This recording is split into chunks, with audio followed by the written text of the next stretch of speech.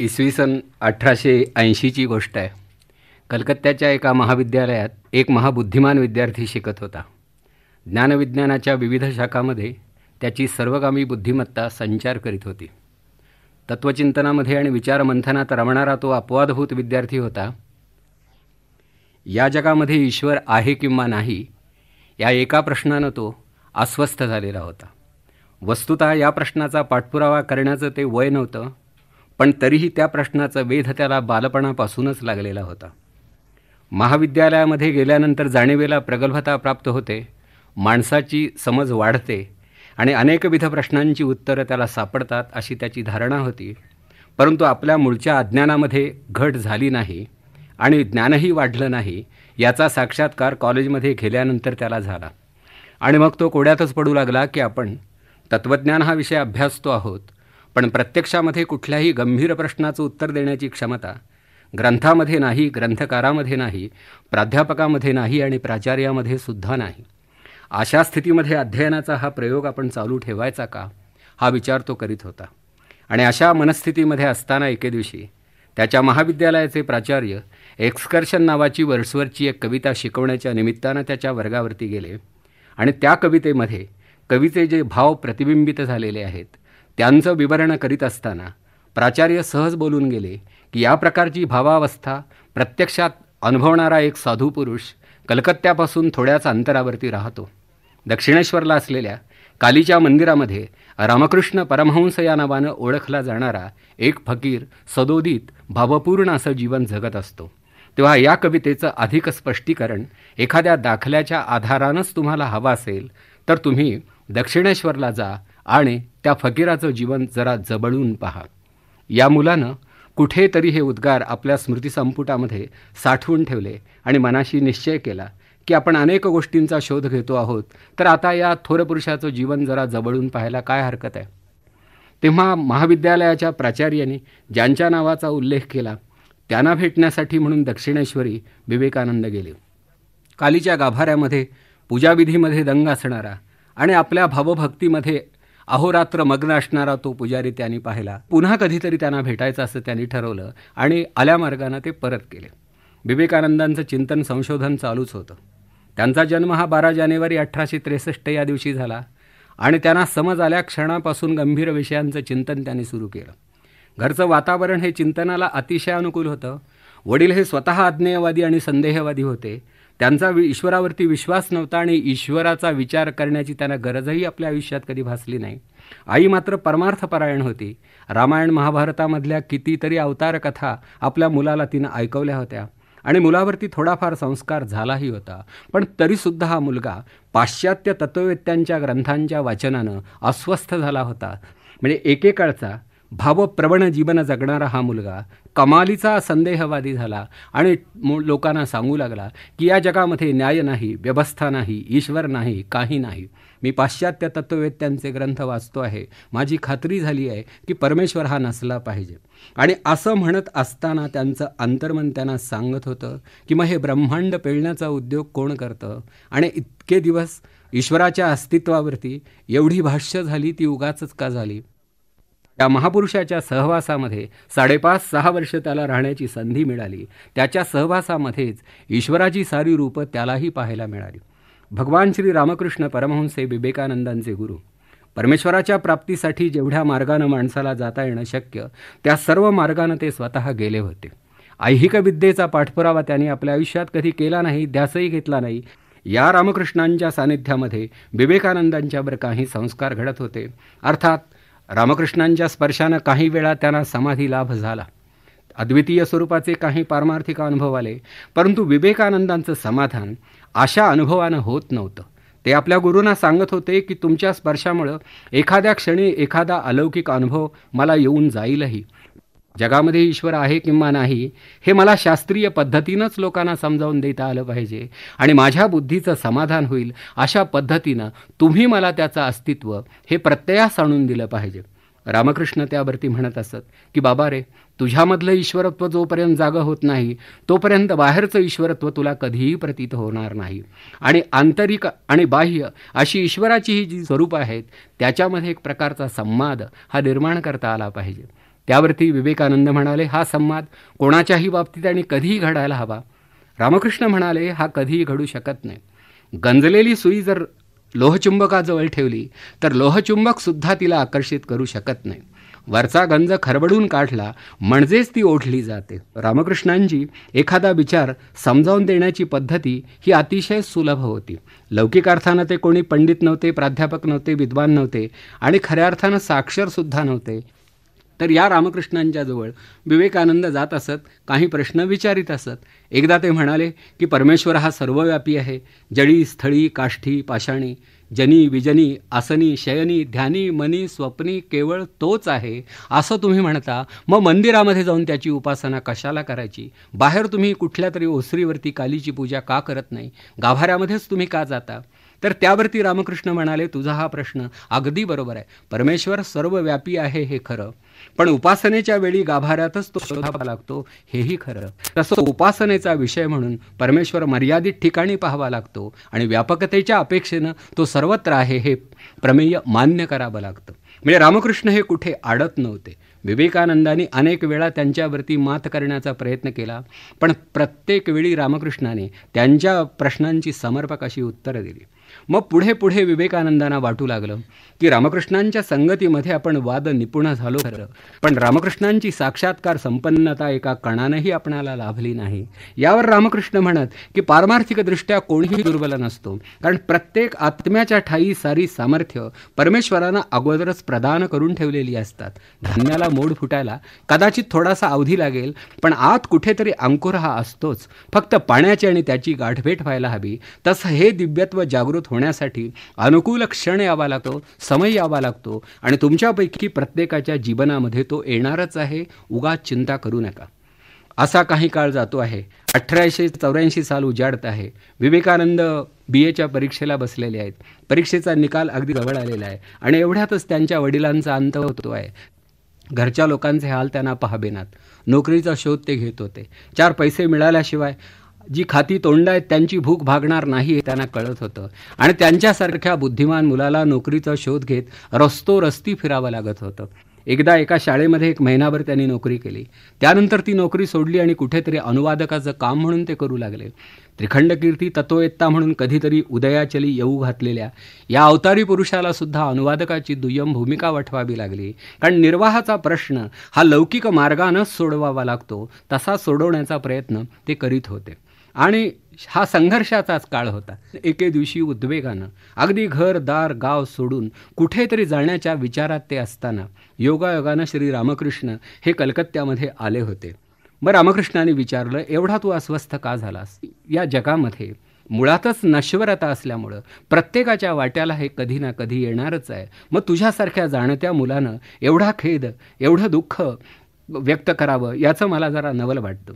यावरती विवेकानंद म्हणाले की मला माझ्या व्यक्तिगत दुःखाचं काही वाटत नाही, पण माझी आई आणि माझी भावंड ही सदोदित उपाशी राहतात. त्यांचं दुःख मला पाहवत नाही आणि त्यांच्यासाठी काही करणंही मला शक्य होत नाही. अशा स्थितीमध्ये आता कोणाचा धाबा करायचा मलाही उमगत नाही. म्हणून मला असं वाटतं की आता या जगातून निघून जावं, कोणाला तोंडसुद्धा दाखवू नये.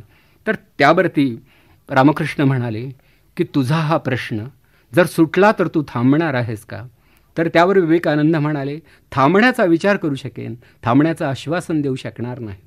पण रामकृष्ण म्हणाले, तू मंदिरामध्ये जा आणि हात जोडून आईला साकडं घाल आणि तुला जे काही हवं ते मागून घे. स्वतः विवेकानंद गाभाऱ्यामध्ये गेले तेव्हा त्यांनाही देवी दिसू लागली आणि अगदी त्यांच्या पुढे प्रकट होऊन उभी राहिली. माझ्या भक्ता तुला काय हवं म्हणून देवीनं विचारलं आणि काय हवं हे विवेकानंद विसरून गेले. ते एवढंच म्हणाले की आई मला भक्ती, ज्ञान, विवेक आणि वैराग्य हवं. हा प्रकार 2-3 वेळा झाला. म्हणजे पुन्हा परत गेले. रामकृष्णांना सारा वृत्तांत ऐकवला. रामकृष्ण म्हणाले, वेड्या काय मागायला गेलास? याचं स्मरण तुझ्यासारख्या बुद्धिमान विद्यार्थ्याला राहू नये. देव पुढे आला आहे, वरदान देण्यासाठी उत्सुक आहे, पण तुझ्याजवळ पात्र नाही. तेव्हा पुन्हा परत जा असं 2-3 वेळा त्यांना सांगितलं आणि दरवेळी हाच अनुभव आला की तिथे ते जात असत आणि ऐहिक स्वरूपाचं मागणं मनावेगळं होत असे आणि भक्तिज्ञान वैराग्याच्या गोष्टी देवाच्या दारात ते करीत असत. मग रामकृष्ण त्यांना म्हणाले की अरे इतराहून तू वेगळा आहेस आणि तुला हे मागणं कधीही शक्य नाही. तू स्वतःला अजून ओळखलंच नाहीस. मग पुढे असं झालं की 1-2 वर्ष गेल्यानंतर स्वतः रामकृष्णच आजारी पडले. त्यांना गळ्याचा कॅन्सर झाला आणि आता सारे उपाय जवळजवळ थांबले संपले आहेत. शक्यतेच्या कोटीमधली ही गोष्ट राहिलीच नाही. रामकृष्णांना एक दिवस इहलोक सोडावा लागणार आहे हे स्वच्छ सगळीकडे दिसू लागलं. तरीसुद्धा महेंद्रनाथ सरकार या नावाचे एक डॉक्टर काही होमिओपॅथीचे प्रयोग करीतच होते. त्यांना असं वाटत होतं की रामकृष्णांच्यावरती काही इलाज करता येईल.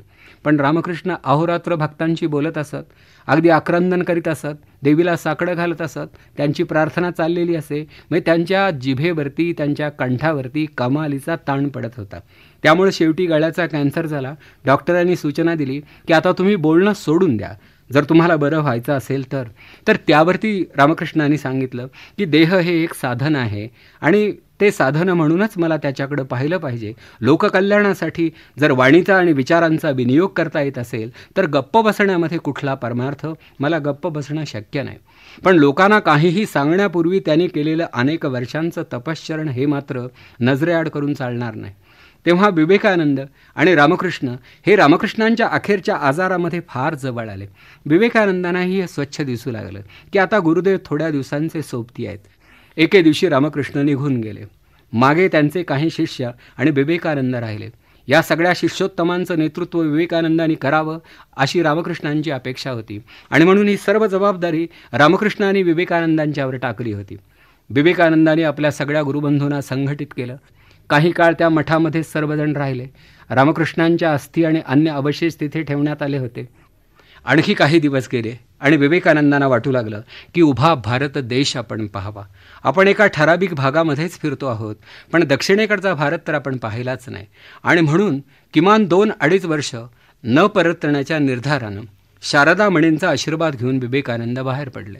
काही काळ दिल्ली भागात राहिले, मग मिरतला गेले, मग जयपूरला गेले, मग आबूच्या पहाडात राहिले. असं फिरत फिरत विवेकानंद पोरबंदरला येऊन थांबले आणि पोरबंदर इथे सुमारे 11 महिने ते राहिले.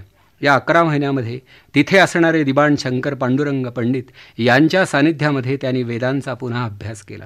विवेकानंदांना नेहमी असं वाटत असे की हिंदू म्हणून घेणाऱ्या माणसांना निदान वेद आहेत कसे हे तरी समजावं. आणि त्यांचं स्वतःचं दुःख हे होतं की त्यांनी वेदांचा अभ्यास केलाच नव्हता आणि म्हणून संधी आलीच आहे तर करूया अभ्यास म्हणून ते तिथं राहिले. शंकर पांडुरंग पंडित हे वेदांचा इंग्लिशमध्ये अनुवाद करीत होते आणि विवेकानंदांसारख्या बुद्धिमान परिब्राजकाचं सहाय्य मिळालं तर हा अनुवाद अधिक चांगला होईल असं त्यांना वाटलं. म्हणून त्यांनी विवेकानंदांना आग्रह केला. विवेकानंद रमले, राहिले आणि त्यांनीही वेदांचा अभ्यास केला. पुढे ते अहमदाबादला गेले. तिथली जैन मंदिरं त्यांनी पाहिली आणि एका जैन सभेपुढे त्यांनी जैन धर्माची थोरवी सांगितली.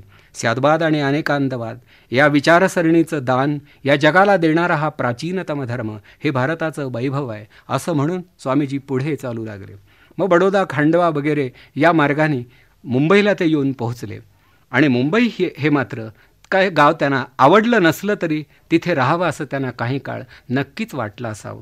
गावाची व्याप्ती मोठी, जाणती माणसं बरीच. त्यातून त्यांचा मुक्काम एका कायदे पंडिताच्या घरी, बॅरिस्टर रामदास छबिलदास यांच्या घरी ते राहिले. अनेक विद्वान त्यांना भेटायला येत असत, काही चर्चा होत असे आणि तिथे राहून सुमारे 8-10 दिवस वेचून त्यांनी हिंदुलाचं पुन्हा एकदा वाचन केलं.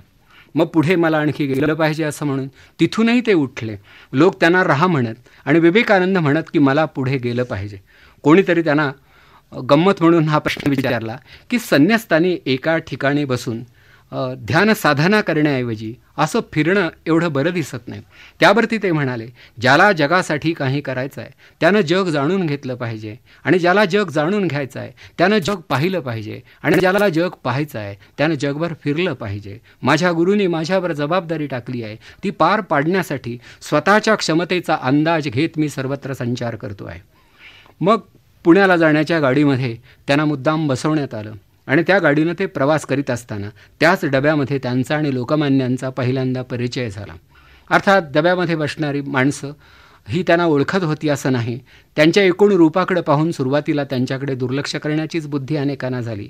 पण लोकमान्य टिळक आणि विवेकानंद यांचा संवाद पुढे रंगात आला आणि उत्तम इंग्रजीतून बोलणारे दोन पुरुषोत्तम तत्वचिंतन करीत असताना आता आपण गप्प बसलो तरी चालेल असं बाकीच्यांना वाटू लागलं आणि पुणे येईपर्यंत ते दोघेच फक्त बोलत होते. पुण्यामध्ये विवेकानंद आले, लोकमान्यांच्या निवासस्थानी राहिले. पुणे हे गाव त्यांनी पाहिलं. लोकमान्यांनी त्यांना आग्रह केला आणि असं सांगितलं की तुमच्यासारखा माणूस पुण्यासारख्या शहरात शोभून दिसेल, तुम्ही पुणेकर म्हणून कायमचे पुण्यातच राहा. तेव्हा विवेकानंद म्हणाले, मी भारताचा यात्रिक आहे. तेव्हा एकाच गावात जर राहिलो तर माझ्या हातून न कळत देशद्रोह घडेल. त्या माझा देश मला डोळ्यांनी प्रथम पाहू द्या. चारीधामाची यात्रा पुरी झाली म्हणजे पुढे काय करायचं हे मी करीन आणि जसा आदेश मिळेल त्याप्रमाणे पावलं टाकीत राहीन असं म्हणून पुणेही सोडून ते पुढे चालतच राहिले. महाबळेश्वरला ते गेले होते आणि महाबळेश्वरला एक अनुभव आला. त्या अनुभवाशी अप्रत्यक्षरित्या दुरान्वयानं माझाही संबंध पोहोचतो. महाबळेश्वरच्या रस्त्यावरून ते फिरत होते. कुठे उतरावं हे त्यांना कळत नव्हतं. बंगले अतिशय चांगले होते, पण बंगल्यात राहणारे लोक बाहेरच्या लोकांना आत येऊ देत नाहीत आणि आत यासुद्धा म्हणत नाहीत. अशा स्थितीमध्ये हा संन्यस्त चालत होता. त्या महागड्या गावामध्ये त्याला उतरण्यासाठी जागा मिळेल असं दिसत नव्हतं. एवढ्याच समोरून येणारे कोणीतरी एक वृद्ध देशभक्त त्याच्याकडे पाहून थांबले. सर मोरोपंत जोशी हे त्यांचं नाव. हवा पालट करण्यासाठी अमरावतीहून ते महाबळेश्वरला आले होते आणि विवेकानंद महाबळेश्वरला जे गेले ते लिंबडीचे ठाकूर साहेब या नावाचे एक त्यांचे संस्थानिक मित्र होते. त्यांनी त्यांना तिकडे बोलावलं होतं म्हणून ते गेले. पण प्रत्यक्षामध्ये ठाकूर साहेबांची आणि त्यांची गाठभेट झाली नाही. त्यामुळं त्यांना रस्त्यावरूनच फिरत राहावं लागलं. अशा स्थितीमध्ये सर मोरोपंत जोशांचं या बंगाली युवकाकडं लक्ष गेलं आणि त्यांनी त्यांची विचारपूस केली. तेव्हा त्यांना कळलं की हा एक साधू पुरुष आहे, भारत यात्रेला निघालेला आहे आणि त्याच्या निवासाची सोय महाबळेश्वरात नाही. म्हणून ते म्हणाले, तुम्ही माझ्या घरी येऊन राहा. विवेकानंद त्या घरकुलामध्ये बराच काळ राहिले असावेत. त्या घरामध्ये एक लहानशी मुलगी होती. विवेकानंदांचा दिवसाचा कार्यक्रम असा की जे कोणी लोक भेटत असत त्यांच्याशी ते संवाद साधत असत. प्रश्नोत्तराचा कार्यक्रम होत असे, एखादं त्यांचं प्रवचन होत असे, नंतर रात्री ते ध्यानधारणा करीत असत. तर त्या घरामध्ये असणारी एक मुलगी, तिला पोटदुखीचा विकार होता. त्यामुळे ती रात्री अपरात्री रडत उठत असे आणि घरच्या लोकांना या गोष्टीचा थोडा कंटाळा येत असे. मुलीचा ते दुस्वास करीत असत, कारण कोणी कोणाचा निद्राभंग केलेला कोणालाच रुचणार नाही. पोटच्या मुलांनीसुद्धा आईची झोपमोड करू नये असं आईलासुद्धा वाटून जातं. मग बाकीच्यांना वाटेल यात विशेष काय. तेव्हा या मुलीविरुद्ध तक्रार केली जाऊ लागली की रात्री का रडते, दिवस मोकळा असताना अपरात्री रडणं बरं नाही. तेव्हा हे उद्गार विवेकानंदांनी ऐकले आणि ते म्हणाले, या चिमुरड्या जीवाला काय समजणार. तेव्हा तुमच्या निद्रेमध्ये जर व्यत्यय येत असेल तर या मुलीला रात्रीच्या वेळी माझ्याजवळ झोपवत जा. मी रात्रभर ध्यानधारणा करीत असतो. मग या मुलीला त्यांच्या मांडीवरती झोपवण्यात येत असे किंवा वस्त्रात गुंडाळून अगदी जवळ ठेवण्यात येत असे आणि विवेकानंद निर्वेधपणे ध्यानधारणा करीत असत. या मुलीची हकीकत सांगलीच्या एका सभेमध्ये मी सांगत असताना मागच्या बाजूनं मला एक हुंकार ऐकू आला आणि दुसऱ्या दिवशी राजवाड्यातून बोलावणं आलं आणि 5-6 वर्षापूर्वी निवर्तलेल्या त्या सरस्वती देवी त्या मला म्हणाल्या की ज्या मुलीची हकीकत तुम्ही सभेमध्ये सांगितली ती मुलगी आता माझ्या रूपानं तुमच्याशी बोलते आहे, हे तुमच्या लक्षात आलं का. आणि त्यानंतर त्या 3 तास स्वामीजींच्या त्यांनी ऐकलेल्या आठवणी सांगत होत्या, कारण प्रत्यक्षामध्ये स्वामीजींचं रूप त्यांना आठवत नव्हतं. पण त्या म्हणाल्या, या महापुरुषाचा स्पर्श मला घडला होता, माझं भाग्य मी मानते. तर असा हा संचार चालत असताना सातारा मार्गे विवेकानंद हे कोल्हापूरला गेले. कोल्हापूरमध्ये शाहू छत्रपती वयानं लहान असल्यामुळे आनंदीबाई महाराज कोल्हापूरचा राज्यकारभार पाहत होत्या.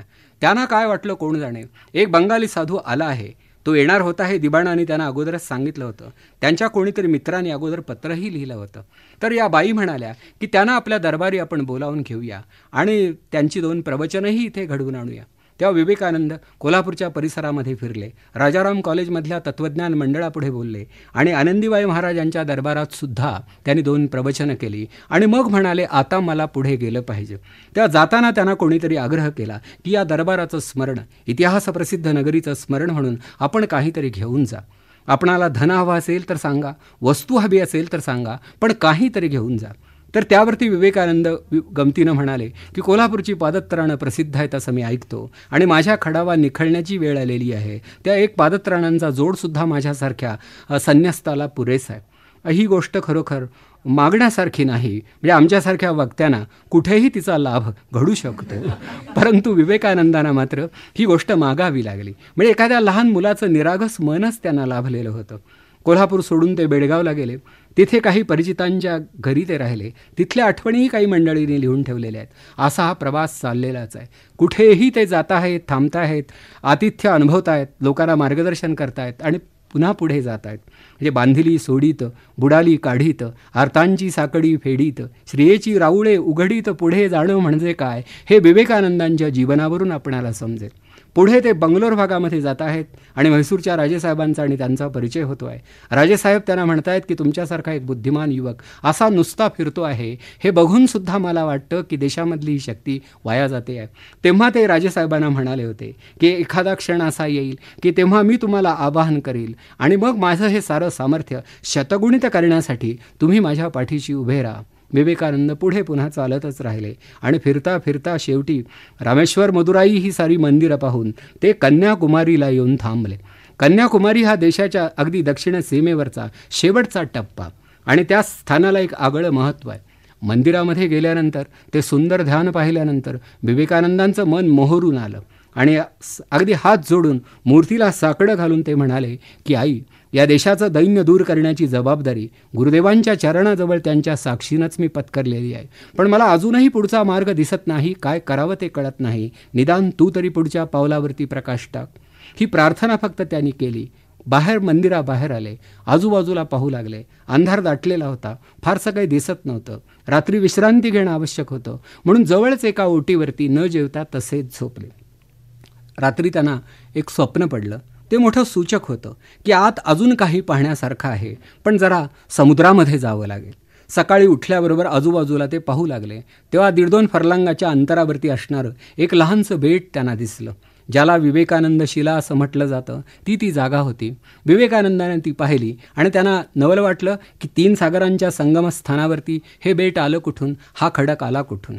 कोणाला तरी त्याने विचारलं. लोकांनी त्यांना सांगितलं की देवीनं इथं तपश्चरण केलं आहे, ही भूमी पवित्र आहे, ही कन्याकुमारीची भूमी, ही खरोखर यात्रिकांच्या दृष्टीनं पुण्यभूमीच आहे. मग विवेकानंद म्हणाले तिथे जाण्याचा मार्ग कोणता, तर त्यावर त्यांना सांगण्यात आलं की नावाड्याला पैसे देणं, नावेमध्ये बसणं आणि जाणं हा एक मार्ग आहे. नाही तर अंगामध्ये सामर्थ्य असेल तर पोहत जाणं हा सगळ्यात जवळचा मार्ग आहे. तर शेवटी अंगबळावरती विसंबूनच पोहत पोहत त्या खडकापर्यंत ते जाऊन पोहोचले.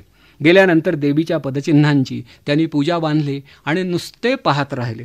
कन्याकुमारीला गेलेला माणूस पाहत राहू शकतो, पाहत पाहत त्याचं सगळं आयुष्यसुद्धा जाऊ शकेल इतकं ते रम्य स्थान आहे. त्या तिथून ते अवतीभोवती पाहत असताना भावनांचं भरतं येऊ लागलं की मी एका भाग्यशाली देशाचा घटक, नागरिक आणि सेवक आहे. खरोखर या देशामध्ये जन्माला यायला भाग्यच हवं. उत्तरेकडं तो हिमाचल उभा आहे, अचल, अविचल, धवल असा हिमाचल हे आमचं वैभव आहे आणि इकडेही कन्याकुमारी या देशाच्या सीमेवरती आहे. भारतामध्ये असणारं सौंदर्य या जगात कुठेही आढळणार नाही, पण इतकं असून सुद्धा अगदी विपन्नावस्थेच्या गर्तेमध्ये राष्ट्र कोसळून पडलं आहे. या राष्ट्राचं उत्थान घडलं नाही तर सारे ग्रंथ बुडून जातील, सारे धर्मलयाला जातील, संस्कृती नामशेष होईल. आता या राष्ट्राचं उत्थान हाच इथून पुढचा आमचा धर्म असला पाहिजे आणि येत्या 50 वर्षामध्ये राष्ट्राव्यतिरिक्त कोणतंही दैवत आमच्या पुढे असता कामा नये असं त्यांना वाटू लागलं आणि या विचाराचं प्रतिपादन आपण आपल्या देशबांधवांपुढे केलं पाहिजे. या निश्चयानं ते पुन्हा किनाऱ्यावरती परत आले आणि मग रामनाथ पॉंडिचेरी या मार्गे मद्रासला आले.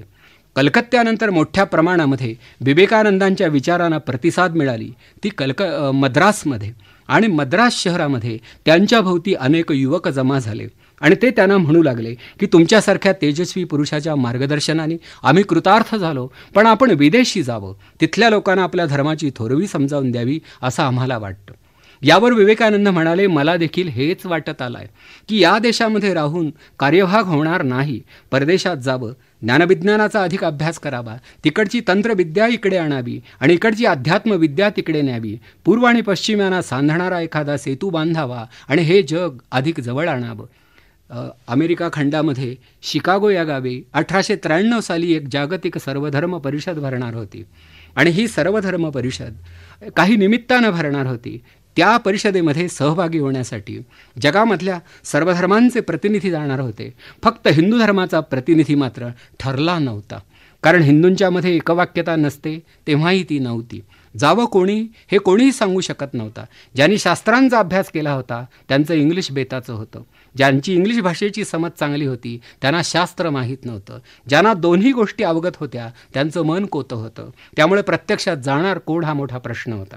अशा वेळी मद्रासच्या युवकांनी असा आग्रह धरला की तुमच्यासारखा दैदिप्यमान संन्यस्त आपल्या भाषा प्रभुत्वाच्या बळावरती आपल्या वाडवडिलांची अध्यात्मविद्या जगाच्या उतारपेठेमध्ये नेऊन ठेवू शकेल तेव्हा तुम्हीच गेलं पाहिजे स्वामी, तुम्हीच गेलं पाहिजे. लोकांनी आग्रह धरला आणि मग स्वामींनाही वाटू लागलं की जायला हरकत नाही. पण तरीसुद्धा अजून कौल मिळत नाही, आदेश येत नाही, गुरुदेवांची आज्ञा नाही. अशा स्थितीत जाणार कसा? एके दिवशी त्यांना एक स्वप्न दृष्टांत घडला म्हणे की स्वप्नामध्ये रामकृष्ण आले. लाटावरून ते चालत होते. विवेकानंदांना खुणावत होते. म्हणाले की माझ्या मागोमागे आपणाला पुढे जायचं आहे. हे स्वप्न हे प्रमाणभूत त्यांनी मानलं आणि जाण्याचा निर्धार व्यक्त केला. सर्व तयारी जवळजवळ झाली. मद्रासून मध्यंतरी ते हैदराबादलाही एकदा जाऊन आले.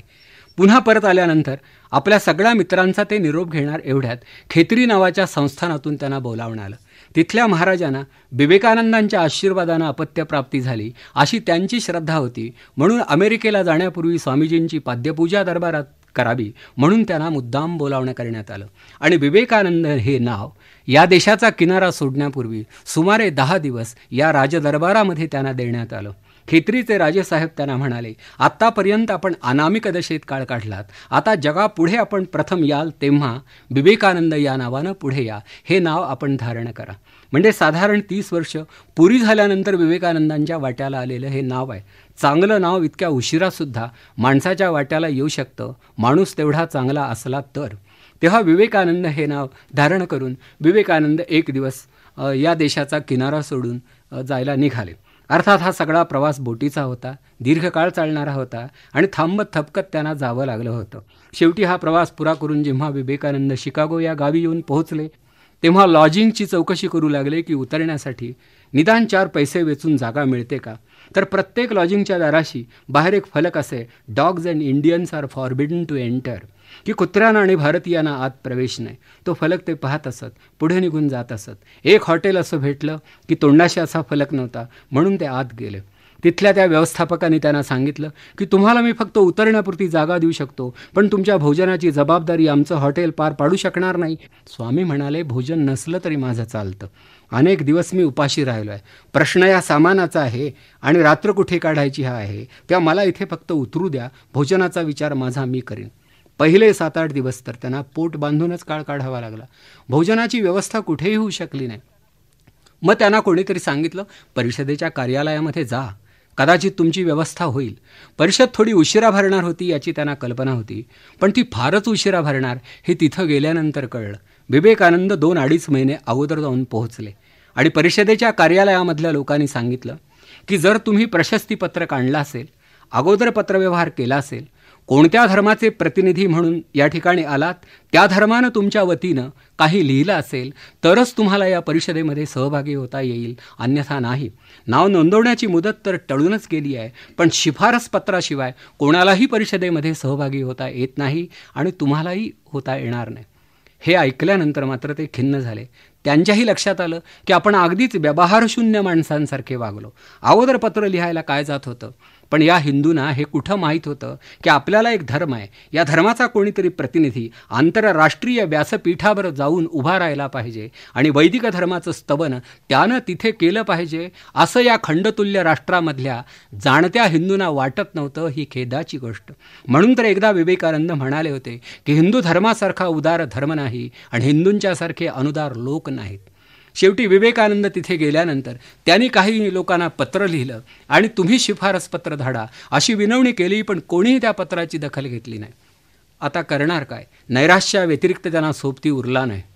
मग पुन्हा त्या हॉटेलमध्ये आले, गंभीरपणे विचार करू लागले. कोणीतरी असाच एक सांगाती जवळपास होता. तो म्हणाला, स्वामी आता तुम्ही इथे थांबू नका. इथली माणसं दिल्या शब्दाला जागणारी असतात, पण ती तुम्हाला आत घ्यायलाच तयार नाहीत. ती हट्टी आहेत, ती तुम्हाला प्रवेश देणार नाहीत. उगाच वेळ घालवू नका. त्यांचे रीतिरिवाज अत्यंत आखीव रेखीव आणि त्यांचं जीवनही यांत्रिक आहे, त्यात तुम्ही आग्रह धरू नका. इथे राहण्याऐवजी बोस्टन नावाच्या जवळच्या गावी जर का गेलात तर कदाचित आहे या पैशामध्ये अमेरिकेमध्ये जास्त काळ आपण काढू शकाल. स्वामींना ती कल्पना पटली शिकागोच्या धर्मपरिषदेचा विचार त्यांनी सोडला आणि आगगाडीनं ते बोस्टनला जायला निघाले. गाडीमध्ये बसले असताना अर्थात अनेक अन्य प्रवासी होते. त्यापैकी कोणाचं तरी लक्ष स्वामीजींकडे गेलं. तर सनबर्न नावाच्या एक बाई होत्या. त्या बाईंचं लक्ष स्वामीजींकडे गेलं. त्यांना राहावे ना म्हणून त्या जागच्या उठल्या आणि स्वामीजींच्या जवळ जाऊन बसल्या आणि विचारपूस करू लागल्या. त्या म्हणाल्या की तुम्ही कोण, विदेशातून आलात का, कशासाठी आलात? स्वामींनी सारी हकीकत सांगितली. मग त्या बाई म्हणाल्या, एवढीच जर अडचण असेल तर तुम्ही आमच्याकडे या. आमचा मोठा शेतमळा आहे, आमचा मोठा बंगला आहे, त्याला खूप खोल्या आहेत, आम्हाला पाहुणे आवडतात, तुम्ही आमच्याकडे या ना. आणि त्या बाई स्वामीजींना आपल्या घरी घेऊन गेल्या. स्वामी हरकलेल्या पुराप्रमाणे त्यांच्या मागोमाग गेले. कारण विनामूल्य भोजनाची व्यवस्था होणार होती. त्यांच्या दृष्टीनं ही जमेची बाजू होती. पैसे संपत आले होते, राहायला जागा फुकट आणि 2 वेळ जेवायला मिळणार. याहून आनंदाची वार्ता संन्यस्ताच्या जीवनात कोणती असू शकणार? त्या बाईंच्या घरी ते जाऊन राहिले आणि काही काळ तिथे काढल्यानंतर आजूबाजूचा प्रदेश पाहण्यासाठी फिरतही राहिले. त्याच भागामध्ये J.H. राईट या नावाचे हार्वर्ड विद्यापीठाचे एक प्राध्यापक राहत होते. त्यांच्या कानी हे वर्तमान गेलं की भारतातून कोणीतरी असाच एक विद्वान परिब्राजक या ठिकाणी आला आहे आणि तो निराश्रित असल्यामुळं बाईंच्या आश्रयानं राहतो आहे. हे कळल्यानंतर सहज कुतूहलबुद्धीनं राईट साहेबांनी विवेकानंदांना बोलावणं केलं की या आठवड्याच्या शेवटच्या दिवशी, सुट्टीच्या दिवशी तुम्ही माझ्याकडे या. अर्थात राईट साहेबांचा आणि सनबर्न बाईंचा परिचय होता. बाई विवेकानंदांना घेऊन त्या प्राध्यापकांकडे गेल्या. हार्वर्ड विद्यापीठामध्ये ग्रीक भाषा आणि तत्त्वज्ञान या विषयांचं अध्यापन करणारा तो एक अधिकारी प्राध्यापक होता. विवेकानंद हे लौकिक अर्थानं फक्त BA ची परीक्षा उत्तीर्ण झालेले भारतामधले एक युवक होते. यापेक्षा अधिक उपाधी त्यांच्या संग्रही नव्हत्या. त्यामुळे विवेकानंदांसारख्या एका मुलाशी आपण काय बोलायचं हा प्रश्न त्या प्राध्यापक महाशयांना पडलाच होता. पण अगत्याचा जो भाग असेल तेवढा आपण व्यक्त करू शकू, तेवढं बोलणं करू शकू. काही थंडी, वारा, हवा, पाणी यावर तर बोलता येईल.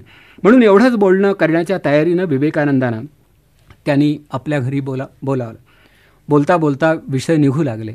चर्चेलाही पुढे नव्या वाटा फुटू लागल्या आणि हळूहळू चर्चा रंगत गेली आणि दोघे इतके रममाण झाले की काही तास कसे उलटले हे दोघांच्याही ध्यानी आलं नाही. नंतर मात्र प्राध्यापक राईट यांच्या लक्षात एक गोष्ट आली, ती अशी की इंग्लिश भाषेवरती विलक्षण प्रभुत्व असणारा आणि तत्त्वज्ञानाचा तौलनिक अभ्यास करणारा हा एक अधिकारी पुरुष आहे. म्हणजे आपल्या विद्यापीठामधल्या कोणाही प्राध्यापकापेक्षा याचा अधिकार मोठा आहे. म्हणून ते स्वामींना म्हणाले की तुम्ही इथे कशासाठी थांबलात? याउलट शिकागोला गेलात आणि तिथल्या सर्वधर्म परिषदेमध्ये हिंदू धर्माची थोरवी लोकांना समजावून दिली तर किती चांगलं होईल, कारण आम्हाला अजूनही तुमचा धर्म कळला नाही.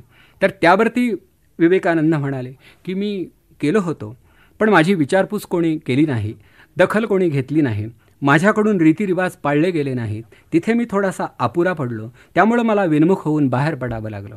मग राईट साहेब म्हणाले, आपण चिंता करू नका, मी पत्रव्यवहार करतो, ही जबाबदारी मी घेतो, असं ते म्हणाले आणि परिषदेच्या कार्यालयाशी त्यांनी संपर्क साधला. एक पत्र लिहिलं. त्या पत्रामध्ये विवेकानंदांचं वर्णन करताना तिकडे हार्वर्ड विद्यापीठामधला हा विद्वान प्राध्यापक काय लिहितो, here is a man who is more learned than all our learned professors put together. म्हणजे विवेकानंदांची योग्यता त्यांना एवढी मोठी वाटली की अन्य प्राध्यापकांशी तुलना करता विवेकानंद त्यांच्या शतपट मोठे त्यांना वाटले आणि म्हणून त्यांनी त्या पत्रामध्ये मुद्दाम हे लिहिलं आहे की अमेरिका खंडामधल्या सर्व प्राध्यापकांचा सामुदायिक व्यासंग ज्याच्या पासंगाला पुरणार नाही असा एक निस्संग बैरागी भारतातून आला आहे. त्याचं बोलणं ऐकलं नाही तर तुम्ही करंटे ठराल.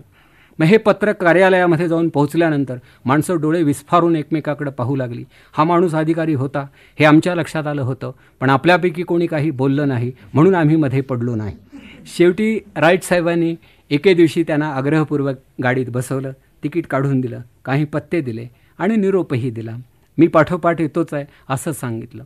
मग स्वामीजी पुन्हा शिकागोला जायला निघाले. आवेळीत जाऊन पोहोचले आणि ज्या काही चिठ्ठ्या चपाट्या बरोबर होत्या त्या कुठेतरी गहाळ करून बसले. म्हणजे साधारण प्राध्यापकांना साजेची विस्मरणशीलता प्राध्यापक नसतानाही त्यांच्या अंगी होती असं दिसतं. त्यानंतर मग अपरात्रच झाली. आजूबाजूला त्यांनी जरा चौकशी केली. पत्ता कोणी सांगेल असं त्यांना दिसेना, म्हणून रात्रभर एका मोकळ्या डब्यामध्ये अगदी कुडकुडत हुडहुडत त्यांनी अशी रात्र तिथे घालवली. तसे एकटे बसून होते. सामान सोडण्याची सोय नव्हती, आजूबाजूला प्रकाश नव्हता आणि कुठे पांघरूण पसरायचं, अंथरूण टाकायचं त्यांना कळतच नव्हतं. तसे ते राहिले. शेवटी पहाट फटफटली, जरा प्रकाश पडला आणि ते बाहेर आले. बाहेर आल्यानंतर त्यांना कमालीची भूक लागली होती. रात्रीचं जेवण चुकलंच होतं. स्नान कुठे उरकायचा हा प्रश्नच होता. भारतीयांना असणाऱ्या सगळ्या सवयी त्यांना होत्या आणि म्हणून त्यांना असं वाटत असे की स्नानसंध्या जरी उरकता आली तरी पुरे आहे, नंतर आपण शोधाशोध करू. पण ज्या भागात ते उतरले तो स्टेशनच्या जवळचा परिसर, काही जर्मन लोक, काही रेड इंडियन्स तिथं राहत असत आणि त्यांना स्वामीजींचे उच्चार कळेनात, त्यांची भाषा कळेना, त्यामुळे तेही काही सांगेनात. मग एखाद्या बंगल्याच्या तोंडाशी जात असत, अगदी घंटेचं बटन दाबत असत, आतून आवाज व्हायचा, दार किलकिलं व्हायचं, माणूस आपला नाही, ओळख पटायची, दार बंद व्हायचं, विवेकानंदांना पुढे जावं लागायचं. असा काही काळ गेल्यानंतर त्यांना कंटाळा आला आणि मग मात्र ते रस्त्याच्या कडेला असलेल्या एका उंचवट्यावरती निसंकोचपणे बसले. एवढ्याच समोरच्या कुठेतरी ओळीमध्ये किंवा रस्त्याच्या कडेला एक बंगला होता. त्या बंगल्यातून एक बाई बाहेर आल्या आणि त्या विवेकानंदांच्या जवळ जाऊन त्यांची विचारपूस करू लागल्या. G.W. हेल, मिसेस हेल हे त्यांचं नाव. त्या बाईने विचारलं की तुम्ही परप्रांतातून, परदेशातून आलेले कोणी धर्मप्रतिनिधी आहात का? स्वामीजी म्हणाले होय. तुम्ही अडचणीत आहात का? तर स्वामींनी सारं स्पष्टीकरण दिलं. मग त्या बाई म्हणाल्या, अल्पकाळ माझ्याकडे येऊन राहा, नंतर माझ्या वाहनानं मी तुम्हाला तिथंपर्यंत पोहोचतं करत. मग स्वामीजींच्या मार्गामधले सारे अडसर, सारे अडथळे दूर झाले आणि त्या धर्मपरिषदेच्या कार्यालयापर्यंत ते जाऊन पोहोचले. मग तिथे प्रतिनिधींची खास सोय होती. त्यांच्यासाठी एक वेगळी खोली होती, ती त्यांच्या वाट्याला आली आणि तिथून पुढे मात्र चिंता संपल्या. 11 सप्टेंबर 1893 हा परिषदेचा पहिला दिवस उजाडला. 7,000 लोकांच्या सभेला सामोरं होण्याचा प्रसंग विवेकानंदांच्या जीवनात यापूर्वी कधीच आला नव्हता आणि जे कोणी अन्य धर्माचे प्रतिपादक, प्रतिनिधी, प्रवक्ते होते त्या सर्वांनी आपली भाषणं लिहून आणली होती. त्या अगदी पहिल्या दिवशी स्वागतपर भाषणं होणार होती आणि उत्तरादाखल त्या प्रतिनिधींनी 5 ते 10 मिनिटांमध्ये स्वतःचा आणि स्वधर्माचा परिचय करून द्यायचा होता. ही परिषद 17 दिवस चालणार होती आणि या 17 दिवसामध्ये विवेकानंदांची 12 भाषणं झाली होती. पण पहिल्या दिवशी बोलताना विवेकानंद थोडे कचरत होते, माघार घेत होते, कावरेबावरे होत होते, बोलण्याचा प्रसंगच टाळू पाहत होते. कारण बाकीच्यांची तयारी बघितल्यानंतर त्यांना असं वाटायचं की आपण तयारी केली नाही, विचार केला नाही. खरोखरच हे बाकीचे वक्ते हे तसे तयारीचेच म्हणायला हवेत, कारण प्रत्येकाचं भाषण लहान असो किंवा मोठं असो टंकलिखित आणि मुद्रित स्वरूपात त्याच्या जवळ होतं. म्हणजे जणू काही त्याला ग्रंथरूप देऊन मग तो वाचनच करणार होता. आणि त्यांच्याकडची बोलण्याची रीतही अशी की रॉस्टमसारखा उंचवटा असायचा, त्याच्यावरती कागद पसरलेले असायचे, जवळच एक टेबल लॅम्प असायचा, त्याचा प्रकाश कागदावर पडायचा, कागदाचा प्रकाश वक्त्यावर पडायचा, वक्त्याचा प्रकाश कुठेच पडायचा नाही, कारण मग फक्त अंधारच सगळीकडे. तर अशा या वातावरणामध्ये ही भाषणं होत होती आणि प्रत्येकजण काही अवजड बोलत होता, अवघड बोलत होता, पल्लेदार वाक्यांचा वर्षाव करीत होता आणि त्या शब्दवंबाळ वक्तव्यानं सारी सभा घायाळ झाली होती.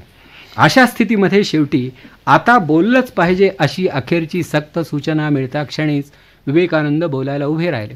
बोलायला उभे राहिल्यानंतर पुन्हा त्यांच्यामधला भारतीय जागा झाला. त्यांनी आपल्या गुरुचं स्मरण केलं, मग सरस्वतीचं स्मरण केलं आणि मग मात्र त्यांना एक प्रकारचं भरतं आलं आणि सहजगत्या ते बोलून गेले, sisters and brothers of America. आता sisters and brothers of America एकूण शब्द तरी किती बघा, की 4-5 शब्दांचा समोरच्या 7,000 लोकांच्यावर एवढा प्रभाव पडला की मंडळी जागची उठली आणि त्यांनी टाळ्यांचा कल्लोळ माजवला. स्वामींना काही कळेना की 2-4 शब्द आपण उच्चारता क्षणीत ही सभा एवढी दोलायमान कशी झाली. काही वाक्यरचनेची चूक तर नसेल, कारण नाही म्हटलं तरी आपण भारतीय आणि व्याकरणशुद्ध इंग्रजी बोलण्याचा सराव नसल्यामुळं नकळत जर त्या प्रकारचा प्रमाद घडला असेल तर थट्टा करण्याचा प्रकार म्हणून तर हे टाळ्या वाजवत नसावेत. पण तसं काहीही नव्हतं. अत्यंत उत्स्फूर्तपणे श्रोत्यांनी दिलेली ती दाद होती आणि विवेकानंद 2 मिनिटं तसे स्तब्ध राहिले. त्यानंतर मग श्रोते पुन्हा खाली बसले आणि स्वामीजींनी भाषणाला प्रारंभ केला. सुरुवातीला अमेरिकन बांधवांना त्यांनी धन्यवाद दिले की जगाच्या इतिहासामध्ये यापूर्वी पंडितांच्या सभा भरल्या होत्या आणि वेगवेगळ्या राजांच्या दरबारामध्ये सुद्धा नवरत्नांनी हजेरी लावली होती. पण देशोदेशीच्या ज्ञानेश्वरांना एका व्यासपीठावरती आणण्याची भव्य आणि दिव्य कल्पना तुम्हा अमेरिकन बांधवांना सुचली, तुम्हाला मी धन्यवाद देतो. हे ऐकल्यानंतर त्या अमेरिकन लोकांना वाटलं की हा देवमाणूस दिसतोय, आपणाला चांगलं म्हणणारा हा पहिलाच माणूस. बाकीची सारी माणसं अशा आविर्भावात बोलत होती की तुम्ही अडचणीत होता, तुमच्याजवळ ज्ञानाचा अभाव होता, तुम्हाला काहीतरी हवं होतं म्हणून तुम्ही आम्हाला बोलावलं. अशा आविर्भावात हे सारं बोलणं चालू होतं आणि त्यातही पुन्हा या जगामध्ये सर्वश्रेष्ठ धर्म जर कोणता असेल तर तो आमचा आणि या जगामध्ये सगळ्यात विद्वान जर कोण असेल तर तो मी, केवळ मी, अवघा मी, एकटा मी नव्हे मीच. अशा आविर्भावात ते बोलणं होत होतं. आणि हे मी पण लोकांना दुस्सह होत होतं, पण हे कोणाच्या ध्यानी येत नव्हतं. याउलट विवेकानंद विनयानं बोलत होते आणि सांगत होते की तुमच्यामुळे हे सारं घडतं आहे. हा एक मोठा व्यापक आंतरराष्ट्रीय कार्यक्रम आहे. त्यानंतर पुढे जाऊन ते म्हणाले की तुमचं राष्ट्र हे तुलनेनं अगदी अलीकडे उदयाला आलेलं आहे आणि आमचं राष्ट्र प्राचीनतम आहे. त्या माझ्या प्राचीनतम राष्ट्रामधल्या बंधू भगिनींच्या वतीनं मी तुम्हाला धन्यवाद देतो. सहस्रावधी संन्यस्तांच्या तपश्चरणातून ज्याचा उदय घडला आणि सर्व धर्मांची जननी म्हणून घेणं हे ज्याच्या बाबतीमध्ये यथार्थ ठरेल, अशा प्राचीन सनातन वैदिक हिंदू धर्माचा प्रतिनिधी म्हणून मी आपल्यापुढे उभा आहे. पण माझ्या धर्माचं नेमकं मोठेपण इथे आहे की त्यानं अन्य धर्मीयांच्यावर कधी आक्रमण केलं नाही. ज्यानं त्यानं आपल्या धर्मात राहून स्वतःची उन्नती साधावी, हा सहिष्णुतेचा विचार जगाला सादर करणारा माझा धर्म आहे. सारे प्रवाह समुद्राला जाऊन मिळतात, तसे सारे धर्म प्रभूच्या परमधामापर्यंत जातात, अशी आम्हा हिंदूंची धारणा आहे. तेव्हा मित्र हो, कोणाच्या धर्माला कमी लेखण्यासाठी मी या ठिकाणी आलो नाही, फक्त माझ्या धर्माचा परिचय जगाला घडवून देण्यासाठी मी या ठिकाणी आलो आहे. हे त्यांचं पहिलं भाषण. हे अगदी निर्मल मनाचा आविष्कार म्हणून लोकांनी अभ्यासलं. सगळीकडे ते छापून आलं. स्वामीजींचे फोटो येऊ लागले. वक्तृत्व, भाषाप्रभुत्व, व्यक्तिमत्व. मग काय, एकदा कौतुकाला प्रारंभ झाल्यानंतर तोंड फाटेपर्यंत माणसं स्तुती करतात, तो प्रकार तिकडेही सुरू झाला. मग त्या कौतुकाला अंतच नाही असा प्रकार. मग रोज त्यांचं एखाद्या विषयावरती भाषण व्हायचं. ते भाषण लोकांना अतिशय आवडायचं. दुसऱ्या दिवशी त्यांनी दिलेल्या व्याख्यानाचा विषय वेअर वी डिसॅग्री. खरं धर्माधर्मामध्ये तरी भेद का, कलह का, संघर्ष का, तर कूपमंडूक वृत्ती हे त्याचं कारण. त्याच्या पुढच्या व्याख्यानामध्ये religion is not the crying need of India हाच विषय होता की तुम्ही आमच्याकडे मिशनरी पाठवतात, आमच्याकडे धर्मज्ञानाचा दुष्काळ आहे असं का तुम्हाला वाटतं? आमची माणसं कदाचित अन्नाला पारखी झाली असतील, पण धर्मज्ञानाला ती कधीच पारखी होणार नाहीत. कारण आमच्या देशामधला भिकारी भीक मागण्यापूर्वीसुद्धा एखादा अभंग म्हणत असतो. आमच्याकडे उदंड धर्मज्ञान आहे. हे तिसऱ्या व्याख्यानात सांगितलं. त्याच्यानंतर पुढे भगवान बुद्धांच्या जीवनावरती त्यांनी एक व्याख्यान दिलं आणि कर्मकांडाचा कचरा दाटल्यानंतर विमल विचाराची गंगा पुन्हा एका विशुद्धतेच्या पात्रातून पुढे नेणारा भगीरथ भगवान बुद्धांच्या रूपानं आम्ही पाहिला, हे त्या व्याख्यानात त्यांनी सांगितलं. आणि हिंदू धर्म, त्याचे स्वरूप, त्याचे सार आणि त्याचं वैशिष्ट्य या विषयावरती स्वामीजींनी दिलेलं व्याख्यान त्याच्या छापील प्रति अगोदर वाटण्यात आल्या. मी त्यांनी एक लहानसा प्रबंधच लिहिला होता आणि शिवाय व्याख्यानही दिलं होतं. त्यामध्ये ते म्हणतात की अन्य धर्मांना कोणीतरी संस्थापक असतील, पण हिंदू धर्माला कोणीही एकमेव संस्थापक नाही. वेद हे आमचे मूलाधार, पण ते अपौरुषेय आहेत. ज्याला इंग्लिशमध्ये इम्पर्सनल तुम्ही म्हणता की 4 अधिक 4 बरोबर 8 या समीकरणावर कोणाचीही सत्ता नाही, ते अवैयक्तिक आहे, इम्पर्सनल आहे. तसं जीवनाची धारणा करणारी तत्व ही ज्यांना उमगली त्या थोर पुरुषांच्या स्फुरणांचं संकलन म्हणजे वेद. या पलीकडं वेदांना आमच्या लेखी वेगळा अर्थ नाही. गुरुत्वाकर्षणाचा बोध हा न्यूटनला जसा झाला, तसा आमच्या ऋषींना जीवनाच्या धारक तत्वांचा उमग पडला. गुरुत्वाकर्षणाचा न्यूटन हा निर्माता नव्हता, तो फक्त द्रष्टा पुरुष होता. गुरुत्वाकर्षण अगोदरच होतं आणि नंतरही ते राहिलं असेल, फक्त न्यूटनला ते कळलं. तसं जीविताची धारणा करणारी तत्व ही ज्यांना उमगली त्या द्रष्ट्या पुरुषांना आम्ही ऋषी म्हणतो आणि त्यांच्या स्फुरणांच्या संकलनाला आम्ही वेद म्हणतो. वेद हे आमचे मूलाधार होत. हा विचार त्या व्याख्यानात त्यांनी मांडला. अशी त्यांची व्याख्यानं चालली होती आणि व्याख्यानामुळे त्यांना लोकप्रियताही लाभत होती. अर्थात परिषद संपली, पण शेवटचं जे व्याख्यान स्वामीजींचं ते खरोखर म्हणजे औदार्याचा कळस गाठणारं झालं. ज्ञानदेवांचं पसायदान पुन्हा एकदा अमेरिकन लोकांनी उत्तम इंग्रजीत ऐकलं असं म्हणायला हरकत नाही. अगदी शेवटच्या भाषणामध्ये ते सगळ्यांना म्हणाले की इतके दिवस झालेला हा सगळा कार्यक्रम हा विचारामध्ये घेतल्यानंतर आता संकुचित सांप्रदायिक बुद्धीनं कोणी कोणाला कमी लेखलं तर शेवटी त्याचं मूल्यमापन वेगळ्या तऱ्हेनं करावं लागेल. या जगाला एका विश्वधर्माची गरज आहे. संकुचितपणाच्या पलीकडे जाऊन सर्वांना आपल्या छत्रछायेत सामावून घेणाऱ्या व्यापक धर्माची गरज आहे. युनिव्हर्सल रिलिजन हा शब्द त्यांनी मांडला. परिषद संपली. स्वामी खरं लवकर परत यायला हवे होते, पण लोकांचा आग्रह होत होता. त्यांना बोलावणी येत होती. जागोजाग थांबत होते, गावोगावी जात होते, जाईल तिथे बोलत होते. आठवड्यातून 14 व्याख्यानं देत होते. अखंडितपणे बोलत होते. Complete works of Swami Vivekananda हे 8 खंड आहेत. 4000 पृष्ठांपेक्षा तो अधिक मोठा संभार आहे आणि इतकं करूनही बरंचसं अलिखित साहित्य बाजूला पडू नये. हा माणूस न अडखळता बोलत होता, हे खरं आश्चर्य आहे. जवळ टिपणं नाहीत, संदर्भ ग्रंथ नाहीत, तरी तो जातो आहे आणि बोलतो आहे. म्हणजे बोलणारा हा स्फूर्तीनं बोलत होता, म्हणून हे शक्य होतं. कोलंबिया विद्यापीठानं त्यांना बोलावणं केलं आणि असं सांगितलं, तुमच्यासाठी आम्ही एक खास विद्यासन तयार करतो, पण स्वामी आपण इथे राहा. नंतर हॉवर्ड विद्यापीठानं त्यांना सांगितलं की चेअर ऑफ ईस्टर्न फिलॉसॉफी खास तुमच्यासाठी हे विद्यासन, तुम्ही इथे राहा.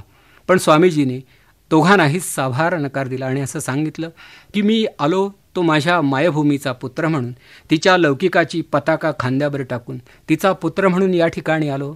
आमच्या संग्रही असणारं विचारधन तुम्हाला दिलं की मी परत जाणार आहे. नोकरीचा पाश माझ्यासारख्या संन्यस्ताला शोभत नाही. विवेकानंदांचा हा दिग्विजय पाहून काही मंडळी मात्र अस्वस्थ झाली आणि जगामध्ये सज्जनांना सुद्धा विरोधक असतात, सर्व काळी ते असतात आणि सर्व सज्जनांना ते असतात, मग स्वामीजींना ते नसावेत असं म्हणायचं काही कारणच नाही.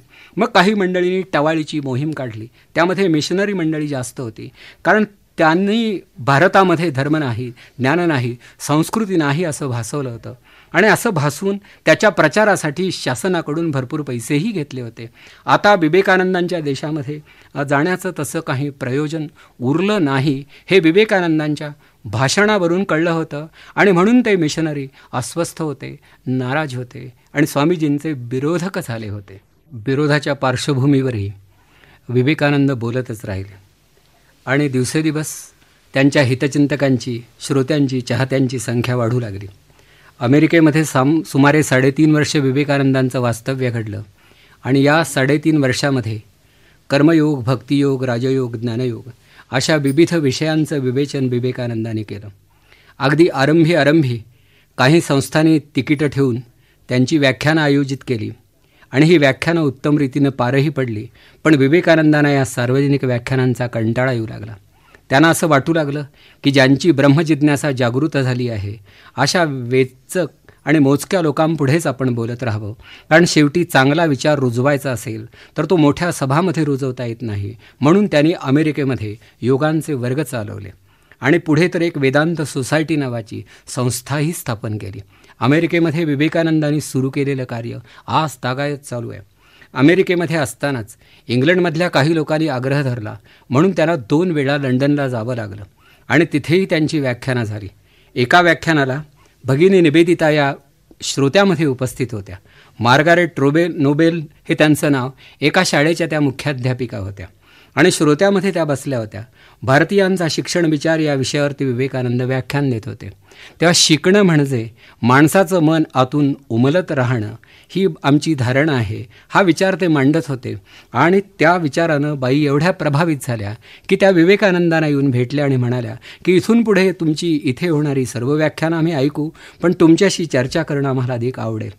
योगायोगानं त्या अधिकच जवळ आल्या आणि पुढे विवेकानंदांच्या देशबांधवांची सेवा करण्याच्या निश्चयानं इंग्लंड सोडून त्या भारतामध्ये आल्या.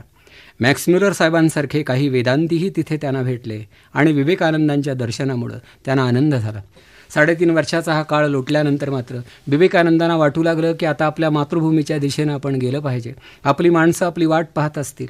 त्यांनी आपला निर्धार व्यक्त केल्यानंतर निरोप देण्याच्या निमित्ताने एक सभा आयोजित करण्यात आली. या सभेमध्ये काही वक्त्यांनी त्यांना विचारलं की 3.5 वर्ष या सुधारलेल्या जगतामध्ये तुम्ही राहिलात, आता परत जाताना तुम्हाला तुमच्या मातृभूमीविषयी तेवढंच आकर्षण वाटेल का?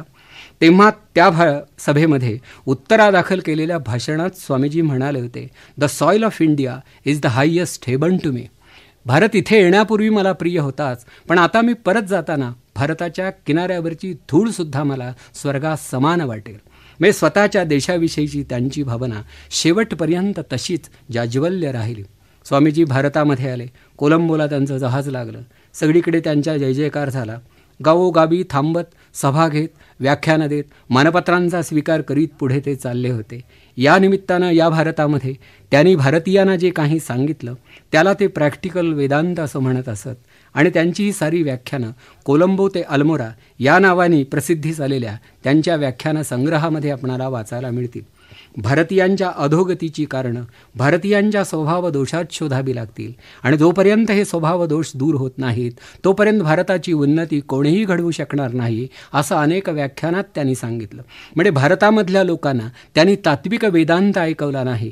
विवेकानंद हे वेदांती होते, वेदांताचा अभिमान बाळगणारे होते, पण ते म्हणत मला तो गुंफेमधला वेदांत नको आहे, मला प्रिय असणारा वेदांत हा व्यवहाराला स्पर्श करणारा वेदांत आहे. माझं म्हणणं असं आहे की the drum of Vedanta should be sounded at all places, की शेवटी वेदांताच्या दुंदुभी चौकापासून शेतापर्यंत आणि रणांगणापासून क्रीडांगणापर्यंत सर्वत्र वाजत राहिल्या पाहिजेत. पाद्यपूजा घेणाऱ्या आचार्यांनी सांगितलेला वेदांत मला मान्य नाही. माझा वेदांत शुद्ध भारतीय व्यावहारिक वेदांत आहे. आणि या वेदांताचं विवेचन करीत असताना मग शेवटी आम्ही मागे का पडलो हे काही सभात ते सांगत होते. एका सभेत ते म्हणाले, आम्ही भारतीय संकुचित बुद्धीचे झालो.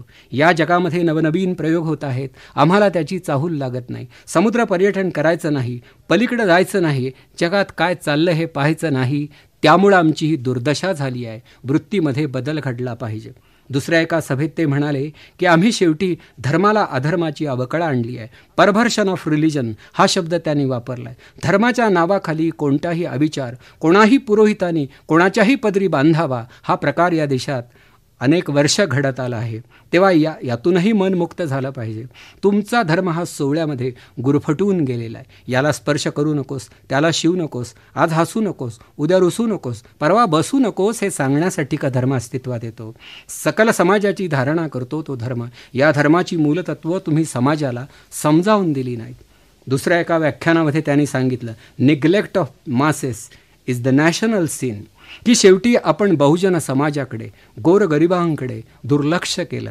सामान्य माणसाची अवहेलना हा एक अक्षम्य अपराध आहे आणि भारतीयांच्या हातून तो सातत्यानं घडला आहे.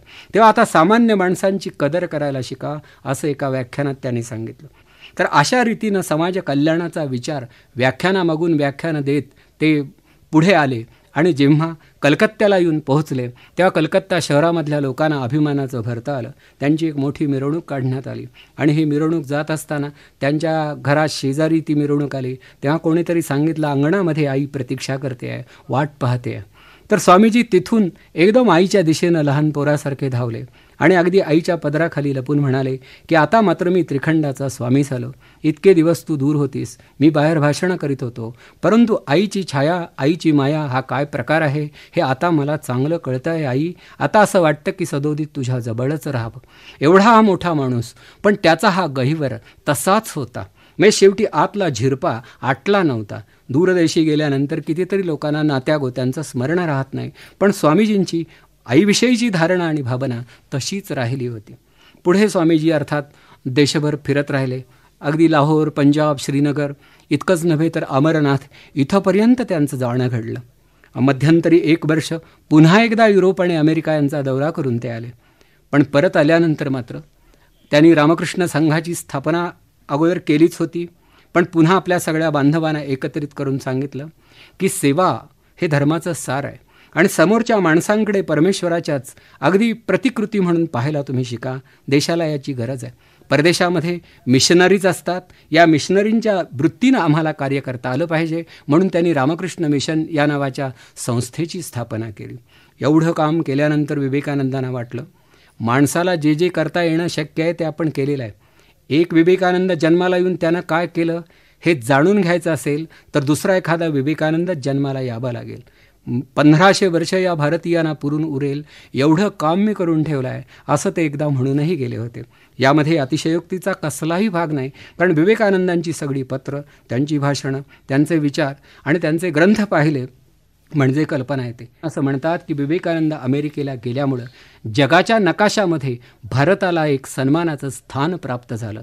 यापूर्वी या देशाकडं कोणी सन्मानाच्या भावनेनं पाहत नव्हतं. विवेकानंदांनी हे ऐतिहासिक कार्य केलं आणि एके दिवशी एक कॅलेंडर त्यांनी हातात घेतलं, पानामागून पानं उलटली आणि 4 जुलै 1902 या तारखेवरती त्यांनी खूण करून ठेवली.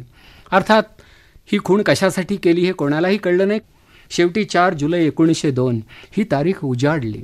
ही उजाडल्यानंतर मात्र त्यांचा काही निश्चय झालेलाच होता. सावधपणे पावलं टाकत होते. उठल्याबरोबर ते मंदिरामध्ये गेले आणि गाभाऱ्याचं दार त्यांनी लावून घेतलं आणि 3 तास एकटे ध्यानस्थ बसले. हातामध्ये जपाची माळ नेहमी असे. ती जपमाळ घेऊन तिथे गेले आणि 3 तास देवीशी काय हितगुज चाललं होतं माहीत नाही, पण आत कोणी जाऊ शकला नाही. त्यांची पूजा, त्यांचं ध्यान आटोपल्यानंतर ते बाहेर आले आणि आपल्या गुरुबंधूंना म्हणाले की अरे एक ऐतिहासिक कार्य तुमच्या हातून घडत आहे.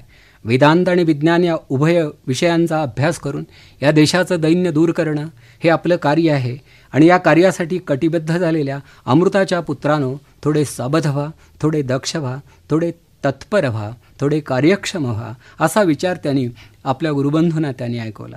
दुपारी भोजनाची वेळ झाली. सर्वांबरोबर जेवायलाही बसले आणि त्यानंतर लगेच आपल्या गुरुबंधूंना त्यांनी बोलावणं केलं आणि ते म्हणाले, मला व्याकरणाचा अजून एक पाठ घ्यायचा आहे. पूर्णार्थानं मी तुम्हाला व्याकरण शिकवलं नाही. तर त्या दिवशी म्हणजे आयुष्याच्या अखेरच्या दिवशी दुपारी 1 वाजल्यापासून 4 वाजेपर्यंत विवेकानंद संस्कृत व्याकरण शिकवत होते. सायंकाळ झाली. फिरायला जावं वाटलं. बरोबर एक गुरुबंधू होते, त्यांच्यासह ते गेले. येता जाता बोलत होते. ते म्हणाले, माझ्या डोळ्यापुढं एक संस्कृती दिसते. पूर्वेच्या आणि पश्चिमेच्या सगळ्या स्तुत्य, ग्राह्य आणि उत्तम गोष्टी एकत्रित करून एक आदर्श मानवी संस्कृती निर्माण करणं आवश्यक आहे. त्या संस्कृतीच्या संगमावर आपण उभे आहोत असं मला वाटतं. मी अगदी खरोखर माझी वाणी सत्कारणी लावली. आता या साऱ्या भिंती पडणार आहेत. हे जग एक होणार आहे आणि उद्याची संस्कृती संमिश्र स्वरूपाची असेल, परंतु पूर्वेकडचा धर्म आणि पश्चिमेकडचं विज्ञान यांच्या संयोगातून ती आकाराला येणार आहे. मग शेवटी सायंकाळ झाली. सांजारतीची वेळ जवळ आली. घंटा वाजली. बहुतेक सगळे मंदिराच्या दिशेनं धावले आणि स्वामीजी एकटेच आपल्या वरच्या खोलीमध्ये गेले. काही काळ एका आसनावर बसले. जपाची माळ हातामध्ये होती. आपल्या गुरुबंधूंना म्हणाले की आता माझा जप पुरा झाला आहे. सगळी खिडक्यांची दारं वगैरे उघडून ठेवा, मी थोडा पडतो. असं म्हणून ते पडले आणि साधारण 8:45च्या सुमाराला 2-3 वेळा दीर्घ निश्वास सोडला आणि तिथेच त्याने जगाचा निरोप घेतला. खरं तशी 40 वर्षेही झाली नव्हती आणि कोणाला त्यांच्या मृत्यूची चाहूलही लागली नव्हती. शेवटी भोजनाची वेळ झाल्यानंतर बोलावणं करण्यासाठी कोणीतरी एक साधू तिथे गेला. स्वामीनं हाक मारली, ओ मिळाली नाही. जवळ गेला, मोठ्यानं हाक मारली, प्रतिसाद नाही. अगदी जवळ गेला, स्पर्श केला, हालचाल नाही. कोड्यात पडला. डॉक्टरांकडे धावत गेला. डॉक्टरांना घेऊन आला. डॉक्टरांनी तपासणी केली. डॉक्टरांनी ग्वाही दिली, निर्वाळा दिला की ही समाधी आहे, आता परत येणं नाही. पुढच्या तयारीला तुम्ही लागा. तेव्हा भगिनी निवेदिता जवळपास नव्हत्या. अंतरावरती कुठल्या तरी गावी एक कार्य करीत थांबल्या होत्या. त्यांना हा निरोप गेला. आजूबाजूच्या सर्व मंडळींना ते कळलं आणि मग दुसऱ्या दिवशी अगदी अनिच्छेनं ही अंत्ययात्रा काढावी लागली. आणि तेव्हा स्वामीजींची आई हयात होती. आईला हे सांगावं किंवा नको याविषयी लोकांच्यात मतभेद झाले की या वृद्धेला दुःखाचा हा तडाखा सहन होणार नाही. शेवटी कोणीतरी तयारी केली आणि बाईंना जाऊन सांगितलं. त्या माऊलीनं तिथेच हात जोडून, पुरा गेलास, तू जाशील असं वाटत नव्हतं पण गेलास. आता हरकत घेण्याचा माझा अधिकार संपलाय. एक दिवस असा होता की मी मोठी होते, तू मला नमस्कार करीत होता. आता तू मोठा झालास, तुला नमस्कार करण्याची वेळ तुझ्या जाण्यामुळं आली आहे. स्वर्गाच्या तोंडाशी परमेश्वरसुद्धा तुझी प्रतीक्षा करीत असेल. जा माझ्या पुरा. काशी विश्वेश्वराच्या कृपेनं पदरी तू आलास, तुझ्यावर माझा हक्क आहेच कुठे. पण स्वर्गामध्ये गेल्यानंतर देवाला हे सांगायला विसरू नकोस की माझ्या शेजारी माझ्या वृद्ध आईसाठी थोडी जागा राखून ठेव. पुरा तू जा. आईनं दिलेला हा निरोप हा एक हृदयस्पर्शी घटना म्हणूनच त्याच्याकडे बघावी लागेल. शेवटी अंत्ययात्रा अटळ होती, निघाली होती. अगदी चंदनाची चिता अशी रचून ठेवली होती. भगिनी निवेदिता पुढे आल्या होत्या. त्यांनी स्वामीजींची आरती केली आणि नंतर शेवटी अग्निसंस्कार करण्यात आला. श्रद्धेनं त्या उठल्या, स्वामीजींच्या खोलीमध्ये गेल्या. त्यांच्या सगळ्या हस्तलिखितांचा त्यांनी अगदी मुद्दाम असा धांडोळा घेतला. एके ठिकाणी त्यांच्या 4 ओळी त्यांच्या वाचनात आल्या की विवेकानंद नावाच्या व्यक्तीची जीवनयात्रा संपेल, परंतु विवेकानंद या नावाची स्फूर्ती भारताच्या मातीतून आणि भारताच्या रेतीतून पुन्हा पुन्हा अवतीर्ण झाल्याशिवाय राहणार नाही. बाईंनी हात जोडले.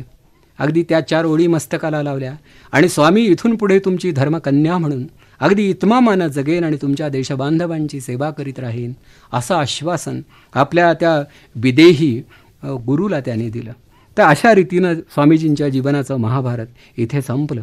म्हणजे शेवटी राजकारणापासून अंतरावरती राहून धर्म, संस्कृती आणि तत्त्वज्ञान यांची पताका खांद्यावर टाकून जीवमात्राची सेवा करीत करीत स्वतःचा, राष्ट्राचा आणि जगताचा उद्धार कसा साधावा याचा वस्तुपाठ म्हणून विवेकानंदांच्या चरित्राची पारायणं भविष्यकालात सर्वांना करावी लागतील असं मला वाटतं.